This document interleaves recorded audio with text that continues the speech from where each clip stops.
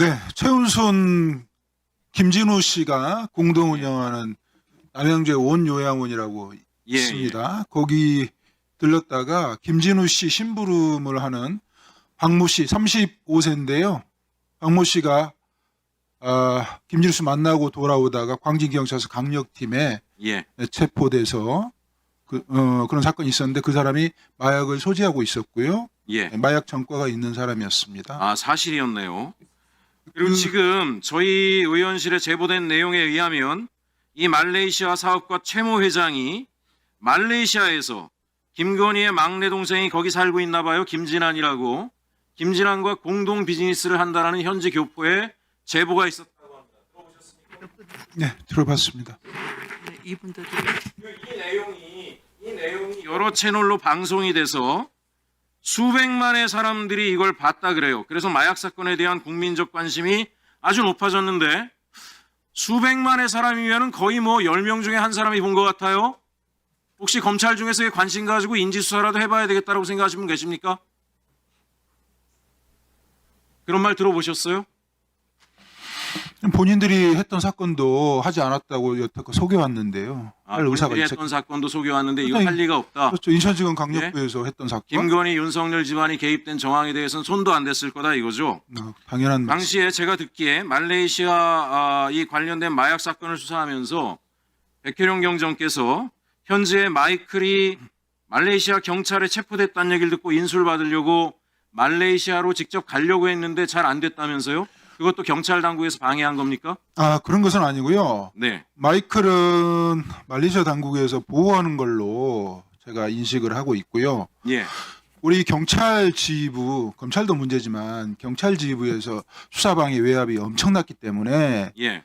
이 경찰 지휘부의 눈을 피해가지고 압수하는 모든 단계에서 경찰 지휘부가 방해를 했어요. 경찰 지휘부요. 그렇죠. 검찰은 검찰 신사적으로 하는 거죠. 영장을 막아버리면 수사를 진행을 못하고 경찰 지휘부에서는 수사 진행을 보고를 받으면서 못하게 하고 예. 직원들하고 이간질을 시켜서 떼어놓고 못하게 했는데 예. 제가 도저히 안 되겠다 싶어서 우리 직원들하고 몰래 운운을 했죠. 보고하지 말고 우리가 개인적으로 돈 걷어서 사적으로 여행을 가서 마이크를 잡자. 마이클에 우리가 안가라고 그러죠. 안가를 알고 있으니까 우리가 거기서 잠복을 하고 있다가 네. 마이클의 소재를 좀 확인을 하고 할 수 있는 조치가 우리가 어떻게 할 수 있는지 거기서 경찰권이 없으니까 예. 거기서 판단을 하고 그리고 그 검찰에서 중앙지검에서 검거했던 리고아라고 있습니다. 3명 중에 1명. 리고아 집에 그 범행에 사용했던 휴대폰이 있다고 그랬거든요. 그걸 누나하고 리고아 누나하고 우리가 영상 통화를 하면서 우리가 갈 테니까 보관하고 있어라. 누나도 협조하겠다고 그렇게 했는데 그게 이제 제가 이제 우리 직원들한테 신신당부를 했죠. 절대 상부에 보고하지 말아라.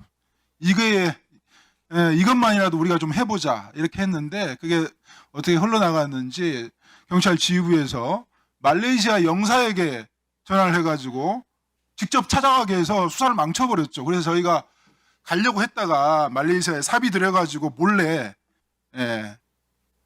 가서 어떻게든지 한번 수사를 해보려고 했는데 그게 망쳐졌다는 그런 얘기입니다. 네, 1분 더 드리세요. 제가 정말 당황스러운 게 아니 도대체 대한민국의 마약을 대량으로 유입시켜가지고 대한민국 국민들을 절망과 고통에 빠지게 한 자를 말레이시아 정부가 보호를 하는데 대한민국 정부가 아무 이의 제기를 하지 않았습니까? 이게 말이 됩니까? 대한민국 경찰청장이었던 윤희근 청장이 예. 말레이시아 후세인 경찰청장과 만나서 아주 강력한 마약 협의체를 구성을 했습니다. 마약 협의체를 네. 마약범을 보호하는 협의체네요. 그건 마약범을. 그렇게 구성을 했는데 경찰 지휘부에서 제가 이 관세청 검찰의 유법행위를 들춰내려고 하니까 아예 방해를 해서 수사 협의체는 그냥 형식적인 협의체였고요. 국민들한테 보여지기 식이었던 거죠.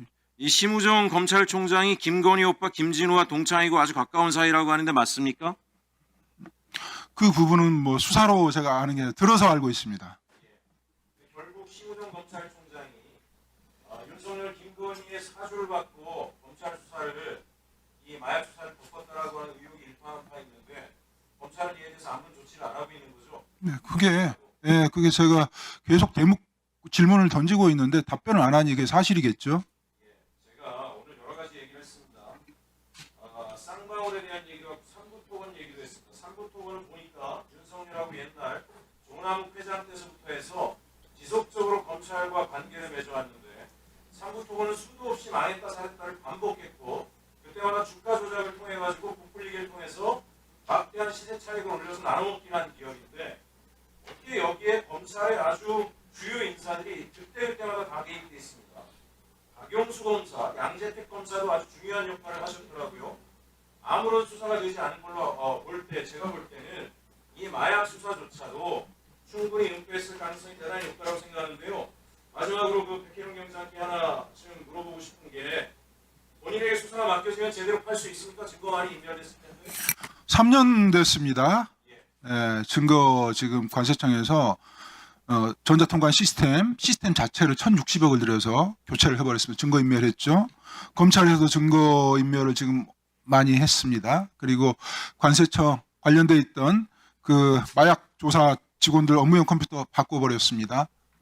그렇지만 맡겨주십시오. 본인한테 맡겨지면 맡겨주시면 발본색원에서 국민 앞에 드러내겠습니다. 다 처벌할 수는 없지만 반드시 드러내겠습니다. 제 생각에는 이 해외 마약의 대량 밀반이 정말 호술하게 짝이 없었더라고요. 동화를 제가 보니까 가운데를 적당히 잘라서 안에다 마약을 넣은 거를 박스 안에 어마어마한 양이 그런데 이게 세관을 그냥 통과한다. 저는 여기 전직 국정원장님도 계시지만 국정원이 몰랐을 리가 없다고 생각합니다. 국정원이 은폐했을 가능성도 대단히 없다고 생각하기 때문에 만약에 수사를 하게 된다면 검찰, 경찰, 국정원까지 관세청까지 다 파서 일벌백계 하는 기회를 만들었으면 좋겠습니다. 위원장님께서 특별히 수사에 의지가 있는 사람이 수사를 맡을 수 있도록 법사위 차원에서 적극적인 역할을 목소리를 내주실 것을 요청드립니다. 이상입니다. 네, 김기현 국정원장님도 반드시 부를 겁니다. 맡겨주십시오. 네, 수고하셨습니다. 다음은 김용민 위원님 질의 신문 순서입니다. 시작해 주십시오. 저 송지현 수사과장과 이창민 변호사께 질의 드릴 건데 송지현 수사과장 먼저 하고요. 이창민 변호사 앞쪽에 잠깐 나와서 얘기해 주십시오. 네, 송지현 수사과장 장시간 많이 기다리셨을 것 같은데요. 지금 관본권 띠지 사건 쭉 얘기를 보셨는데 검찰이 수사하는 게 맞겠습니까? 총평만 짧게 말씀해 주십시오. 더 이상 셀프 수사는 어려울 것 같습니다. 네. 그리고 오늘 또 쿠팡 사건까지 보다 보니까 기소권 자체도 그대로 온전히 줘야 될까 아니면 기소권에 대한 별도의 견제 장치를 만들어야 되는 거 아닐까라는 생각까지 드는데 어떻습니까? 간단하게 영국 사례를 말씀드리면 뭐 다 잘 알고 계시다시피 1829년도에 영국에서 근대 경찰 제도를 도입하면서 사실 157년간 경찰에서 수사와 기소, 공소 유지에 관한 모든 권한을 독점해 왔었습니다. 그러다가 길드포드 4인조 사건으로 인해서 수사기관이 고문과 허위 자백 강요를 통해서 이렇게 수사와 기소를 강행하는 것을 보고 수사 구조 개혁에 대한 국민적 공감대를 얻어서 영국은 지금 대한민국 논의와는 반대로 경찰의 독점적 권한, 기능을 분산해서 왕립 기소청으로 이관하는 제도 개선을 했습니다. 이때 이제 1895년도에 이제 왕립 기소청이 설립되면서 기소법도 같이 제정이 되었는데요. 영국은 이때도 국가소추주의 검사의 기소 독점을 견제하기 위해서 그동안 간습법으로 인정돼 왔던 사의소추 제도를 법에 명문화했습니다. 이런 내용 저희가 좀 감안해서 제도 개선을 했으면 좋겠습니다. 그럴 것 같습니다. 지금 방금 영국 얘기를 말씀하셔서 그 얘기를 조금 더 들여다보는 게 좋을 것 같습니다. 자료 한번 보실까요? 지금 방금 말씀 주신 것처럼 1985년에 영국 왕립 검찰청 설치법을 만들면서 영국 의회에서 논의했던 내용을 잠깐 들여다보겠습니다. 다음 페이지 보여주시죠. 지금 대한민국에서 벌어진 얘기랑 똑같습니다. 경찰이 독점하던 수사권 기소권을 나눠서 검찰을 만들겠다고 하니까 검찰 만들면 난리 난다고 합니다. 이때 의회에서. 중앙 집권 조직을 운영하려면 감독자 관리직 인력이 필요해지고 이는 관료제 팽창과 비용 증가로 이어진다라고 비판했고, 기소청 신설은 추가적인 부담만 늘어날 거다 이렇게 비판을 하고, 또 다음 보여주시죠. 네, 런던에서는 사건이 법원에 해부되기까지는 1년 이상 걸리는 경우가 많아 증인의 기억이 희미해지고 증인을 잃는 등 정의 실현에 심각한 문제를 초래한다. 이런 비판들이 있었습니다. 그리고 다음 보여주시죠. 네, 아동 청소년 사건 처리 지침이 명확하지 않아서 혼란이 나올 수 있다. 그리고 새 기소청이 의회 책임 법무부 장관에게 전가하거나 국가 개입을 심화시켜서 복잡성을 키울 수 있다 하면서 정부 개입 강화에 대한 우려까지 얘기했습니다. 다음 보여주시죠. 예, 그리고 재판 지연도 우려된다 이런 얘기가 하고, 그 다음에 기존 법안과 충돌로 인해서 수사 지연 및 미비 우려 똑같지 않습니까? 지금 대한민국에서 벌어지고 있는 일들과 똑같지 않습니까? 그렇죠. 그런데 막상 만들었더니 어떤 일이 벌어지느냐. 다음 페이지 보여주시죠. 일단. 예, 그때도 장관의 정치적 편향성 우려까지 같이 제기가 됐습니다. 그런데 실제로 만들었더니 다음 페이지요. 2009년 영국 하원 법무위원회에서 보고서가 나옵니다. 여기 뭐라고 나오냐면요. 기소율이 상승했다. 경찰과 기소청 간 협력이 개선됐고 부적절한 기소 사례가 감소했다. 그리고 CPS는 재판의 사건이 올라가기 전 필터로 작동했다. 약한 사건은 조기에 중단시켰고 강력한 사건은 체계적으로 공판 준비를 했다. 칭찬 일색입니다. 형사사법 전체 시스템의 효율성, 신뢰성, 공정성을 좌우하는 문지기 역할을 수행했다. 이렇게 평가를 했습니다. 자, 이렇게 보면은 지금 대한민국에서 논의되는 것들과 비슷하게 영국에서 이미 있었지만 실제 권한을 분산시키는 것이 전국적으로는 국민들에게 이익이 된다라고 평가하고 있는데 어떻게 보십니까? 동의하는 내용입니다. 권한의 분산이기도 하지만 사실상 기능의 분산이라고 보는 게 더 맞을 것 같습니다. 지금 검찰 해체라는 단어를 사용하시지만 검찰 해체가 아니라 검찰이 독점하고 있는 수사의 기능과 기소의 기능을 분산해서 그 기능을 이관하는 내용으로 견제와 균형의 원리가 잘 작동하는 형사사법 체계, 글로벌 스탠다드에 부합하는 형사사법 체계를 만들자고 하는 것이 지금 논의의 주된 내용인 것으로 알고 있습니다. 네, 우리 수사과장님은 변호사 자격도 있으시죠? 네, 맞습니다. 예, 그러니까 시간 조금만 더. 네, 2분 더 드리세요. 법조인으로서 그리고 수사 경력이 있었던 것을 고려해서 지금 말씀을 주신 것으로 이해하면 되겠죠? 네, 맞습니다. 이게 지금 우리나라 사례도 한번 비슷하게 역발상을 한번 해봤습니다. 경찰이 수사권, 기소권 같이 가지고 있던 영국에서는 별도로 검찰청을 만들었는데 독립된. 그러면 검찰이 지금 수사 잘한다고 그렇게 자랑하니까 검찰 수사 기소 그대로 가지고 있는 검찰을 경찰로 만들어버리고 별도의 공소청 하나 만들면 되는 거 아닐까요? 어떻게 보십니까? 사실 지금 영국 똑같이. 대검찰청의 약어가 SPO로 알고 있습니다. Supreme Prosecutor's Office라고 알고 있는데 여전히 지금 현재 논의되는 방향대로 진행을 한다 그래도 검찰은 계속 기소 공소권자로서의 기능을 갖고 있기 때문에 뭐 해체나 이관이 아니라 그 검사가 가지고 있는 본연의 기능을 담당하는 검찰청이 남게 되는 것이고 공소청이 남게 되는 것이고 독점적으로 행사해왔던 수사의 권한을 떼어내서 그 새로운 중대범죄수사청으로 이관하는 내용으로 가는 것이 견제 균형의 원리에 맞는다고 생각합니다. 알겠습니다. 잘 설계해 보도록 하겠습니다. 목소리 많이 내주시기 바랍니다. 들어가시고 이창민 변호사님 오랫동안 기다리셨는데요.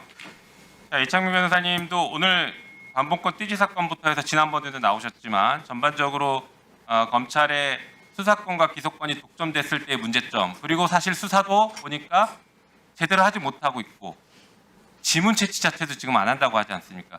그리고 기소권은 아까 쿠팡 사태를 보셨고요. 그리고 변호사님이 잘 하셨던 그 언론사에 대한 수사권이 없는 명예훼손 사건 가지고 언론사를 탄압했던 그 대표적인 분이 지금 뒤에 강백신 증인이 나와 있죠.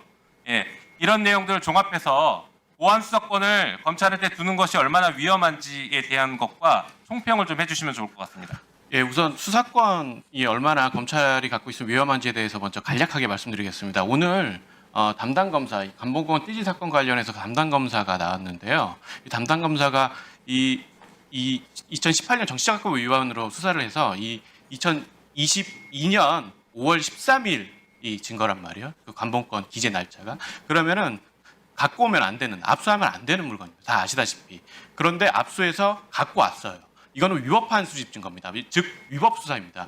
위법 수사임에도 불구하고 아까 말씀하신 거는 정황 증거로서 가치가 있을 것 같아서 갖고 왔다. 이것도 말이 안 됩니다. 위법하게 수집한 증거이기 때문에 정황 증거로도 효력이 없습니다. 그리고 그 위법한 수집 증거를 가지고 추징 보전 신청을 검토했다라는 취지로 말했거든요. 추징 보전은 이 위법한 그러니까 압수물을 떠나서 어떠한 범죄 수익이 외부에 처분되기 전에 잠시 묶어두는 건데요. 이거 위법한 압수물이기 때문에 이 자체를 추징 보전하지도 못합니다. 즉 어느 모로 보아도 이거는 말이 안 되는 말을 좀 하시는 것 같아서 제가 이 점을 꼭 지적하고 싶었고요. 그리고 더불어서 그러니까 이런 것들을 종합해 보면 꼭 보안 수사권을 검찰에 남겨야 되는지 여부는 굉장히 저는 회의스럽습니다. 왜냐하면 아까 영국 사례에 들으셨던 것처럼 영국 SFO 여러 수사기관이 경쟁 체제 운영 협동하면서 그 수사 미비점에 대해서 공백점에 대해서는 서로 보완하면서 경쟁하면서 수사할 수 있는 거고요. 그 협동 체제를 잘 만들면 그것이야말로 더욱더 그러니까 실체적 진실 발견을 위해서 정말 제대로 된 수사를 위해서 더욱 좋은 체계라고 생각하고 있습니다. 그렇기 때문에 굳이 검찰의 보안 수사권을 남겨둘 필요는 없다고 생각합니다. 네, 수고하셨습니다. 자, 그러면 또 추가 질의로 들어가기 전에 오래 기다리시는 참고인 증인이 계시기 때문에 제가 잠깐 질의를 하도록 하겠습니다. 윤재순 증인 앞으로 나오십시오.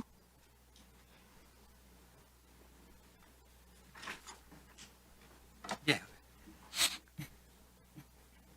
네, 바른데 나오셨습니까? 예. 네. 김규현 국정원장 계시죠? 네. 조상준 기조실장님 계시죠? 네. 우리 윤재순 증인이나 김규현, 조상준 증인은 선서를 하신 증인이십니다. 네, 그래서 선서 증인으로서 후위의 진술을 하신다면 1년 이상 또는 10년 이하 징역에 처한다 이렇게 돼 있는 것 잘 아시겠죠? 한 번 더 상기시켜 드립니다. 윤재순 증인, 네. 예. 정성철 수사관, 양우석 수사관 잘 아시죠? 예. 네. 정성철 양우석 수사관이 대통령실 특활비를 관리하는 거죠. 했던 거죠. 아닙니다. 누가 관리합니까? 증인이 합니까? 특활비는 네. 저희 총무비서관실에서 하는 것은 맞고요. 네. 정성철은 공직기강에 있었고, 네. 그다음에 양우석 수사관 말씀하셨습니까? 네. 거기는 우리 인사팀에 잠깐 있었습니다. 그래서 그 자금의 집행은 우리 증인이 재무팀에서 직접 하는 하십니까? 것이지. 자금의 급여나 입출입은 증인을 급여나 반드시 거쳐야 되는 거죠. 그렇습니다. 네. 대통령실 특활비 관련해서 국정원의 카운터파트는 누구입니까? 증인의 상대방은 누구입니까? 국정원의. 저는 제가 총무비서관으로 있으면서 국정원 관계자라든가 특활비와 관련돼서 일체 접촉한 사실이 전혀 없습니다. 사실입니까? 그렇습니다. 한 번 더 기회 드리겠습니다. 사실입니까? 전혀 아닙니다. 공식적인 특활비를 얘기하는 거죠, 지금. 전혀 아니다라고 하는 것은. 아니, 저희가 금년 2025년도 1월부터는 특활비가 전혀 없었고요. 그 다음에 저희가 22년 5월 10일 정부가 출범해서 2024년도까지는 특활비 자체도 10원도 증액을 한 적이 없습니다. 그래서 그거는 저희가 그 주어진 대통령께서도 윤석열 전 대통령께서도 정부 초기에 저한테 물어보신 게 자, 특활비가 얼마냐 그만 그래서 말씀을 얘기하시고요. 드렸고 그만 얘기하시고요.